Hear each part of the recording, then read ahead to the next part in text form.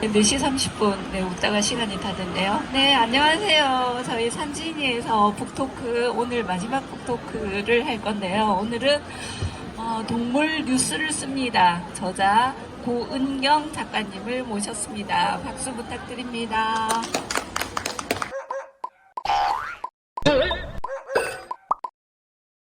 제가 잠깐 소개를 드리자면 동물 뉴스를 씁니다. 고은경 작가님은 2003년부터 기자 생활을 시작했습니다. 반려견 꿀꿀이와 살면서 동물 문제에 관심을 갖게 되었고 현재 한국일보에서 동물 뉴스를 전하고 계십니다.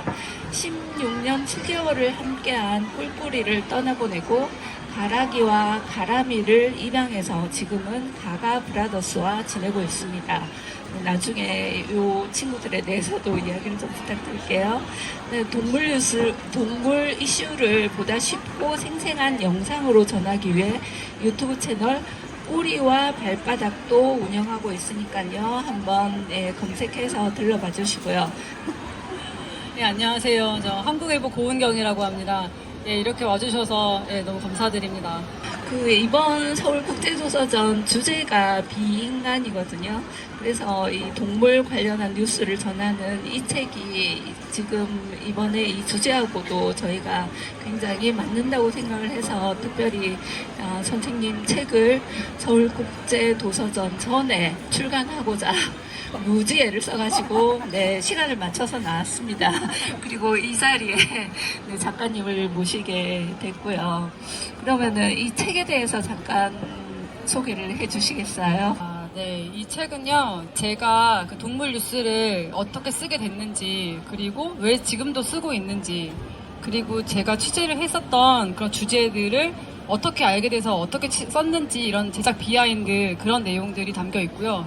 그리고 또 제 개인적인 그런 얘기들도 많이 들어가 있어요. 그래서 제가 키우고 있는 반려견들의 이야기랑 뭐 등등 얘기를 좀 담은 책입니다. 취재를 하면서 취재 현장에서 어떤 현장 같은 데서 이런 것들을 동물 이슈가 떠오르는 걸 체감을 하시나요? 네, 제가 그 동물을 본격적으로 쓴 거는 2015년인데요. 그때보단 지금 확실히 그 동물에 관심을 갖고 계시는 분들도 많이 계시고 또 미디어에서 동물을 다루는 횟수도 굉장히 많이 늘었습니다. 그리고 특히 이제 기억하실지 모르겠는데 2021년에 수산업의 그 문제를 다뤘던 다큐멘터리 시스피라시라고 있었는데요. 이제 그걸 계기로 해가지고 그 다큐멘터리도 굉장히 인기를 많이 끌었었어요. 그래서 이제 그때 그 젊은 층에서 동물이나 환경 관련된 그런 그 관심을 많이 갖는다 그런 보도들도 많이 나왔었거든요. 그때 이제 좀 사람들이 관심을 많이 갖게 된 것 같고요.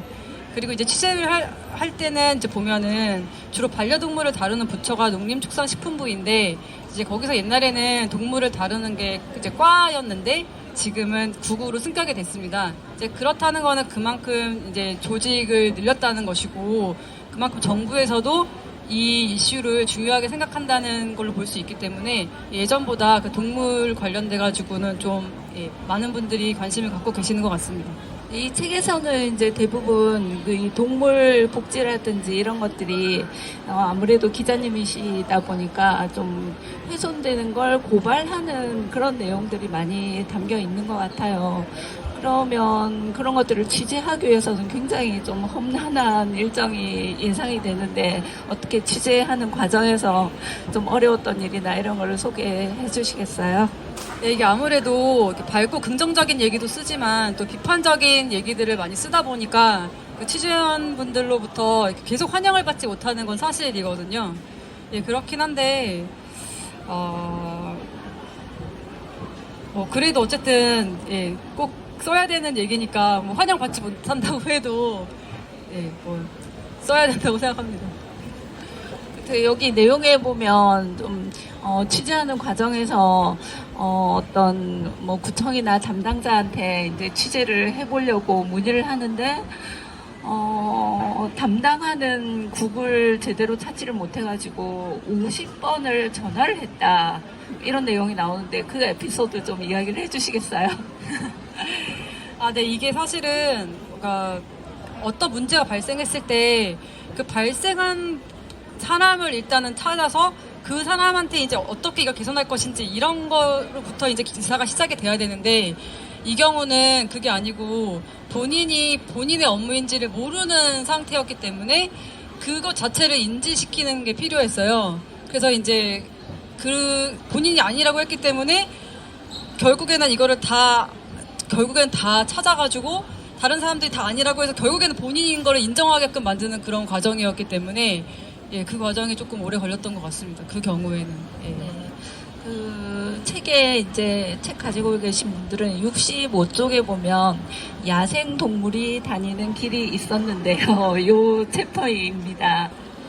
네, 그리고 이제 여기 보면 안내견과 함께하는 시각장애 체험 에피소드 이런 게 있었는데, 또 일본에 또 잠깐 가 계셨을 때 뭐 그런 경험도 하셨다고 하는데, 뭐 그런 경험 이야기 좀 들려주시겠어요? 아, 네. 그러니까 이제 일본하고 우리나라의 경우에 좀 다른 게 일본은 그 안내견을 양성해서 배출하는 기관들이 되게 다양하고요. 이제 우리나라 같은 경우에는 그 삼성화재 안내견 학교에 좀 의존을 하고 있어요. 그래서 이제 일본 같은 경우에는 그 기업보다는 시민들의 기부로 인해서 그 운영이 되기 때문에 아무래도 그 시민들이 어떻게 생각하는지 이런 거에 대해서 관심도 많으시고 또 시민들에게 어떤 뭐 안내견 관련된 뭐 교육이라든지 이런 것도 굉장히 잘 돼 있거든요.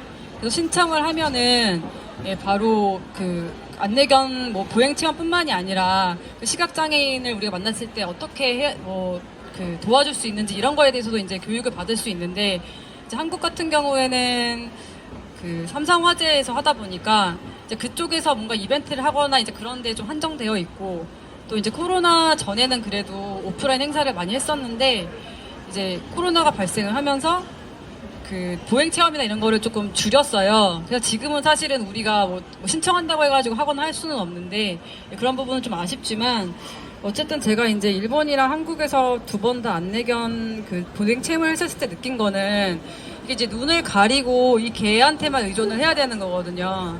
그러니까 이게 사실 굉장히 짧은 기간이지만 좀 그 두려움이나 이런 게 되게 컸었고 나중에 찍은 거를 보면은 저는 똑바로 간다고 생각을 하는데 저게 다른 쪽으로 계속 가고 있어요.